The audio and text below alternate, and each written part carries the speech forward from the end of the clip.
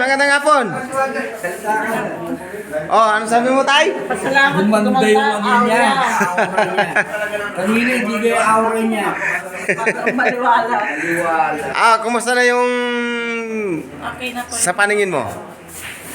Bali, matagal mo na bang nararamdaman yan, te? Naramdam mo sa mata mo na iba yung linya ng pagtingin mo sa 3 months na. 3 months na. Ngete, ano nang pagtingin sa asawa mo? Bali, ang sakit po niya ay sa cellphone. Sa sobrang taas ng radiation po ng cellphone. Diyan po nakuha niya yung sakit na... Anong sakit niya yun, te?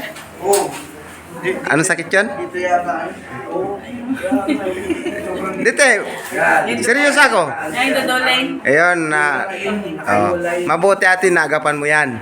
Kasi kung talagang hindi mo naagapan yan, matutuluyan ka na talagang magiging banlag o duling talaga yung paningin mo. Pasensya ka na ate. Mag-tablet ka para matuling ka na tuloy. Pasalamat ka kay Papa Jesus at pinagaling natin. Hindi ka naduling ngayon, te. Ayos na. Salamat po ate sa inyong pagtitiwala. Taga saan po kasi kayo, ate? Quezon City po. Okay, ingat po kayo pag-uwi. Bye-bye. Salamat. Yan, bye-bye. Yan, ang sasaya ng mga taga Quezon City. Yan, mga binigyan ng himala ni Papa Jesus. Okay, thank you so much. Ingat po kayo sa biyahe. Yan. It's nice to see you. Thank you po, Lord.